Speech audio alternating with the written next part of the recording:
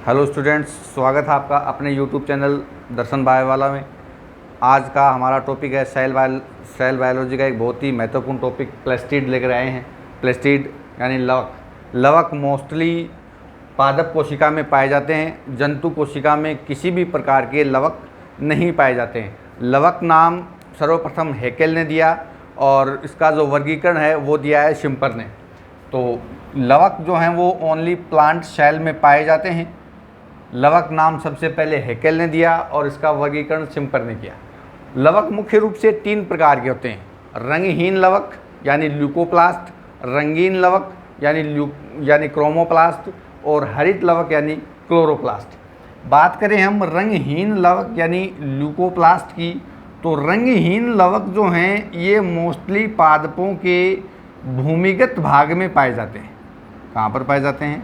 भूमिगत भाग में पाए जाते हैं और इनका प्रकाश संश्लेषण का कार्य नहीं होता है।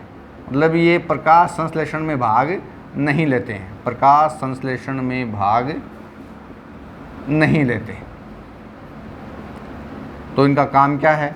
तो इनका जो काम है रंगहीन लवकों का, वो काम है संग्रहण का, स्टोरेज का काम करते हैं, संग्रहण का कार्य करते हैं, संग्रहण का कार्य करते हैं। रंगहीन लवक मुख्य रूप से 3 प्रकार के होते हैं जो कि अलग अलग प्रकार के पदार्थों का संग्रहण करते हैं, जैसे एमाइलोप्लास्ट, इलायोप्लास्ट और प्रोटियोप्लास्ट या एलुरोप्लास्ट। एमाइलोप्लास्ट जो हैं वो स्टार्च का संग्रहण करते हैं। इसका संग्रहण करते हैं, स्टार्च का। इलायोप्लास्ट जो हैं वो वसा का संग्रहण करते हैं और प्रोटियोप्लास्ट नाम से पता चल रहा है ये प्रोटीन का संग्रहण करते हैं, प्रोटीन का संग्रहण करते हैं। एग्जाम्पल की बात करें तो स्टार्च का संग्रह है और इसका एमाइलोप्लास्ट का बेस्ट एग्जाम्पल है आलू। इलायोप्लास्ट यानी वसा का संग्रहण का बेस्ट एग्जाम्पल है अरंडी के बीज, अरंडी के बीज। और प्रोटियोप्लास्ट का बेस्ट एग्जाम्पल है मक्का। नेक्स्ट है रंगीन लवक यानी क्रोमोप्लास्ट। रंगीन लवक जो हैं ये पादपों को रंग प्रदान करेंगे, लेकिन पादपों के हरे भाग को छोड़कर, यानी हरे रंग को छोड़कर, हरे रंग को छोड़कर सभी रंग प्रदान करते हैं, सभी रंग प्रदान करते हैं।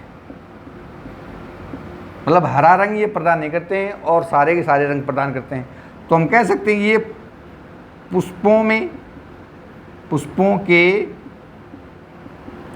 दलों में व फलों की फल भित्तियों में पाए जाते हैं, फल भित्तियों में पाए जाते हैं। हरित लवक की अगर बात करें तो इनका जो काम है वो मोस्टली क्या है? प्रकाश संश्लेषण का है। ये हरा रंग प्रदान करते हैं, हरा रंग प्रदान करते हैं और पत्तियों में पाए जाते हैं, पत्तियों में पाए जाते हैं। अगर इन लवकों की बात करें तो ये लवक आपस में बदलते रहते हैं। जैसे उदाहरण है, जैसे टमाटर का ओवेरी है, टमाटर का ओवेरी मतलब टमाटर का अंडाशय। अब टमाटर का जो अंडाशय है, अंडाशय आगे चल करके किस में बदल जाएगा? फल में बदल जाएगा। अब फल पहले कैसा रहेगा? हरा, और बाद में कैसा हो जाएगा? लाल। तो हरा रंग है, इसका मतलब इसमें कौन सा वर्णक मिलेगा? ये लवक होगा हरित लवक, क्लोरोप्लास्ट होगा। लाल होते इसमें कौन सा हो गया? क्रोमोप्लास्ट हो गया। और पहले कौन सा था अंडाशय में? ल्यूकोप्लास्ट था। तो ये जो वर्णक हैं ये आपस में बदलते रहते हैं। तो ये था लवक। अगर हम कंप्लीटली लवक पढ़ते हैं तो हम मुख्य रूप से हरित लवक यानी क्लोरोप्लास्ट का अध्ययन करते हैं।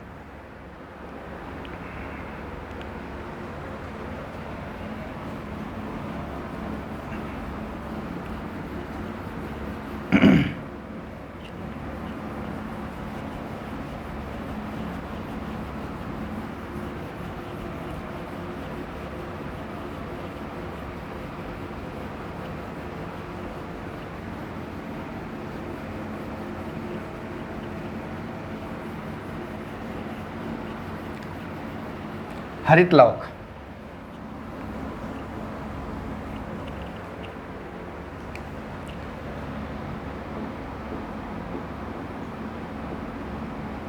क्लोरोप्लास्ट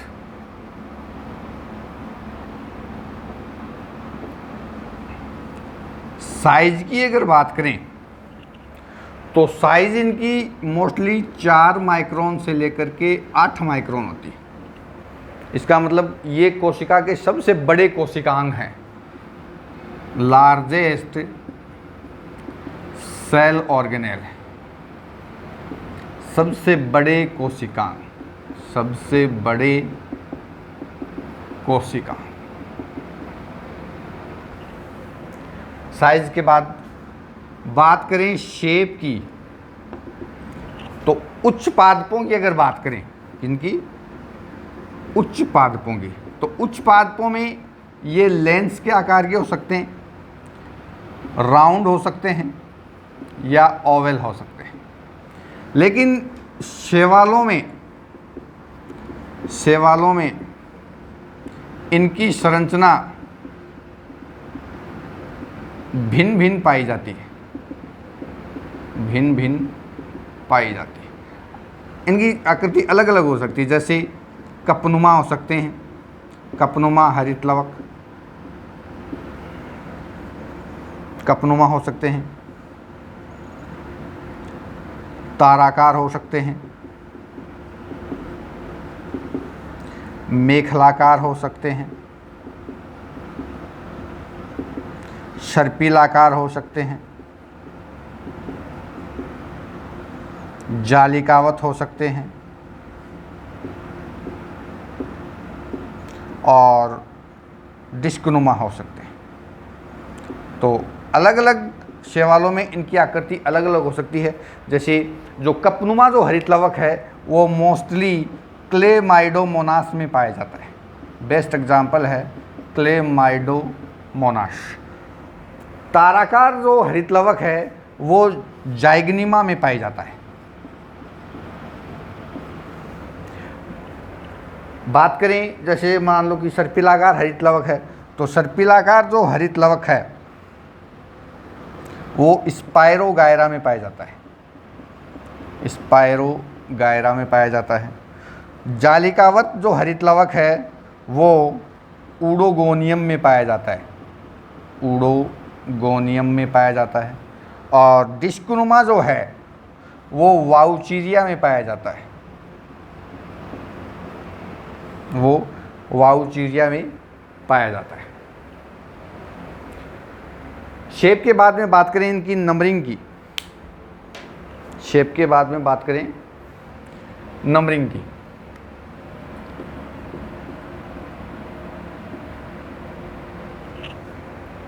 तो उच्च पादपों की अगर बात करें, उच्च पादपों की अगर बात करें तो लगभग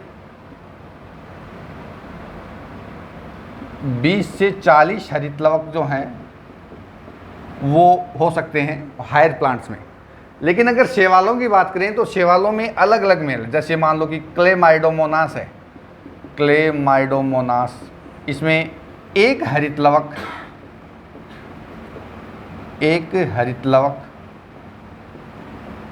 पर सेल पाया जाता है। और भी अलग अलग जो शैवाल हैं उनमें अलग अलग इनकी संख्या हो सकती है।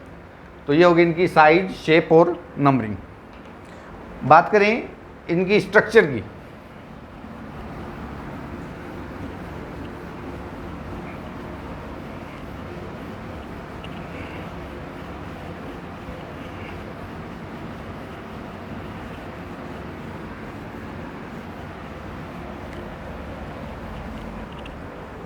बात करें इनकी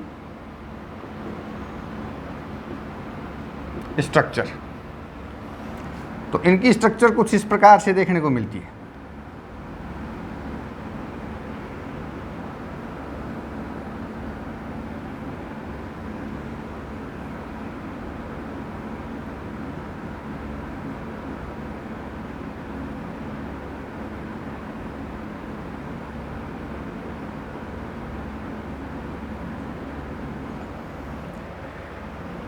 तो स्ट्रक्चर की अगर बात करें तो ये कैसा है, दोहरी झिल्ली युक्त है। दोहरी है इसका मतलब इसके चारों ओर डबल मेम्ब्रेन पाई जाती है। डबल मेम्ब्रेन इसका मतलब एक तो हो गई आंतरिक झिल्ली और एक होती है बाहरी झिल्ली। तो ये तो हो गई इसकी बाहर की तरफ है, इसका मतलब बाहरी झिल्ली, और ये हो गई इसकी आंतरिक झिल्ली। ये जो इसका पार्ट है, ये बीच वाला, ये इसका मैट्रिक्स वाला पार्ट है जिसको हम स्ट्रोमा बोलते हैं। ये जो हैं, ये सिक्के रूपी जो संरचनाएं हैं, इनको हम ग्रेना बोलते हैं। और ग्रेना में जो झिल्ली वाला जो तंत्र है, इस झिल्ली वाले तंत्र को बोलते हैं थाइलेकोइड। इसको हम बोलते हैं थाइलेकोइड। और दो ग्रेना आपस में स्ट्रोमा लेमेली या फ्रेट चैनल के द्वारा जुड़े रहते हैं। तो स्ट्रक्चर की अगर बात करें तो स्ट्रक्चर इसकी डबल मेम्ब्रेन है, आंतरिक झिल्ली होती है और एक इसकी बाहरी झिल्ली होती है। अब इसमें दो तंत्र हैं। कैसे तंत्र हैं? दो तंत्र हैं। दो तंत्रों में कौन कौन से हैं? एक तो है ग्रेना और एक है स्ट्रोमा। इन दोनों में प्रकाश संश्लेषण की अलग अलग अभिक्रियाएं चलती हैं। ग्रेना की अगर बात करें तो ग्रेना में प्रकाश संश्लेषण की लाइट रिएक्शन चलती है, जबकि स्ट्रोमा में प्रकाश संश्लेषण की डार्क रिएक्शन चलती है। और इन दोनों रिएक्शन के दौरान प्रकाश को अवशोषित किया जाता है और जो CO2, H2O, क्लोरोफिल की सहायता से पेड़ पौधे जो हैं वो ग्लूकोज का निर्माण कर लेते हैं। अब हम अलग अलग पढ़ते हैं ग्रेना और स्ट्रोमा। बात करें ग्रेना की,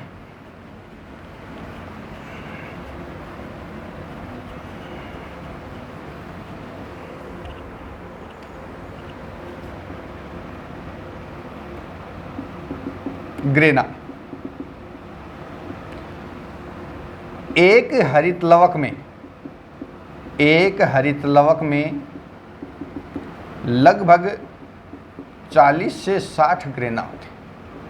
लगभग कितने हैं? ये 40 से 60 ग्रेना है जो कि सिक्कों के रूप में व्यवस्थित है। दो ग्रेना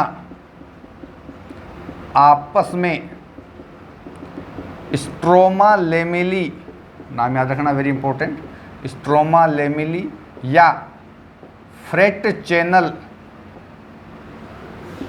द्वारा जुड़े रहते। नेक्स्ट पॉइंट, ग्रेना के ऊपर जो झिल्ली युक्त तंत्र है, ग्रेना में झिल्ली युक्त तंत्र क्या कहलाता है? थाइलेकोइड कहलाता है। और थाइलेकोइड के बारे में सर्वप्रथम जिसने बताया वो कौन था? मेनके नामक वैज्ञानिक ने सर्वप्रथम थाइलेकोइड के बारे में बताया। अब ये जो थाइलेकोइड जो हैं, इन थाइलेकोइड के ऊपर क्या पाए जाते हैं? क्वांटासोम पाए जाते हैं। तो थाइलेकोइड के ऊपर, थाइलेकोइड में क्वांटासोम पाए जाते हैं। क्या पाए जाते हैं? क्वांटासोम पाए जाते हैं। और ये जो क्वांटासोम जो हैं, ये हरित लवक की क्रियात्मक व संरचनात्मक इकाई है। संरचनात्मक इकाई है। और एक क्वांटासोम में लगभग 230 से 250 क्लोरोफिल मॉलिक्यूल्स पाए जाते हैं। तो इसका मतलब ये पूरा का पूरा क्या है, हरित लवक। तो हरित लवक के अंदर क्या है, ग्रेना, और ग्रेना के अंदर थाइलेकोइड, और थाइलेकोइड के ऊपर क्वांटासोम, और क्वांटासोम के अंदर क्लोरोफिल, जो कि प्रकाश संश्लेषण की अभिक्रिया में भाग लेते हैं और ग्लूकोज का निर्माण करते हैं। नेक्स्ट है ग्रेना के बाद में स्ट्रोमा। अगर बात करें स्ट्रोमा की,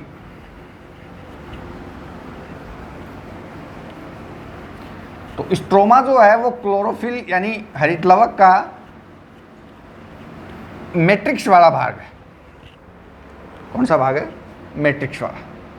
तो स्ट्रोमा ये कौन सा भाग है, मैट्रिक्स वाला भाग है। अच्छा, अब इस मैट्रिक्स वाले भाग में है क्या क्या, तो एक तो इसमें है 70S राइबोसोम। क्या है, 70S राइबोसोम। और हमें पता है राइबोसोम जो है वो प्रोटीन संश्लेषण का काम करते हैं। क्या काम करेंगे, प्रोटीन संश्लेषण का कार्य करेंगे। इसके अलावा इसमें क्या पाया जाता है, अपना खुद का डीएनए पाया जाता है, जो कि कैसा होता है, वर्ताकार होता है, और इसमें रेप्लिकेशन की क्षमता पाई जाती है। अब देखो डीएनए भी है और राइबोसोम भी है, इसका मतलब रेप्लिकेशन भी कर सकता है और प्रोटीन संश्लेषण भी कर सकता है। तो तो राइबोसोम व डीएनए की उपस्थिति के कारण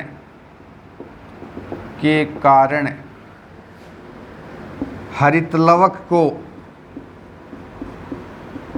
अर्धस्वायत्त कोशिकांग भी कहते हैं।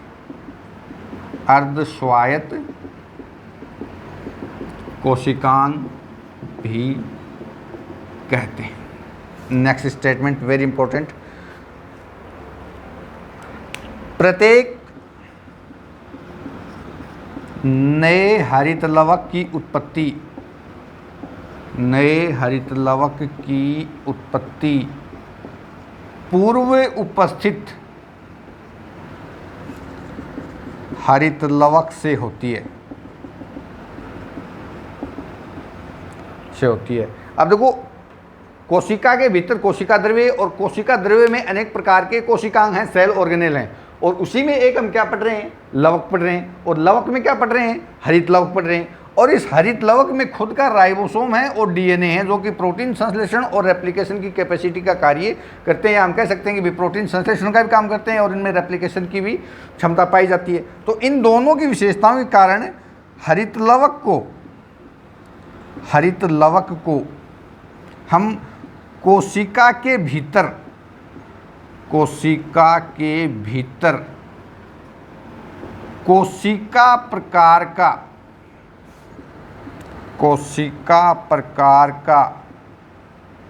कोशिकांग कहते हैं। तो हरित लवक को हम कोशिका के भीतर कोशिका प्रकार का कोशिकांग कहते हैं। ये हो गया हमारा क्या, स्ट्रोमा। स्ट्रोमा से पहले हमने ग्रेना कंप्लीट कर लिया है, और अब ये हमारा हो गया स्ट्रोमा। अगर और हम बात करें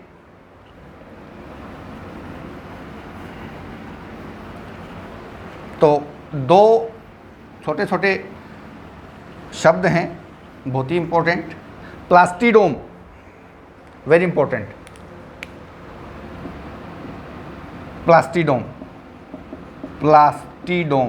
प्लास्टिडोम क्या है कि किसी भी सेल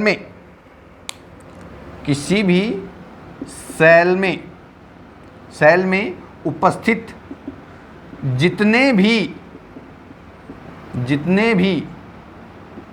लवक हैं, सेल में उपस्थित जितने भी लवक हैं, उन सभी का टोटल प्लास्टिडोम कहलाता है। एक सेल में जितने भी लवक हैं उन सभी का जो टोटल है वो क्या है, प्लास्टिडोम है। इसके अलावा एक जीन होती है निफ जीन, जो कि नाइट्रोजन फिक्सिंग जीन है, नाइट्रोजन फिक्सिंग जीन, जो कि नाइट्रोजन स्टिकिंग का काम करती है, नाइट्रोजन स्थिरीकरण का कार्य करती है। इसके अलावा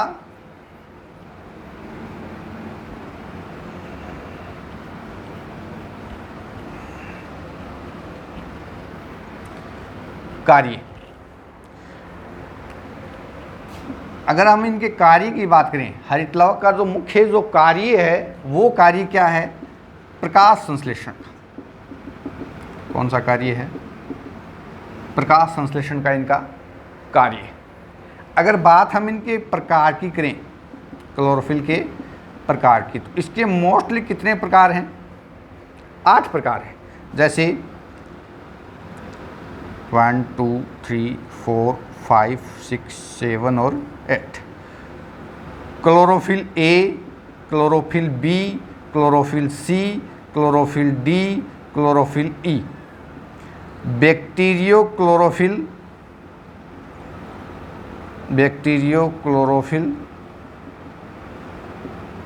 ए, बैक्टीरियो क्लोरोफिल बी और बैक्टीरियो विरिडिन।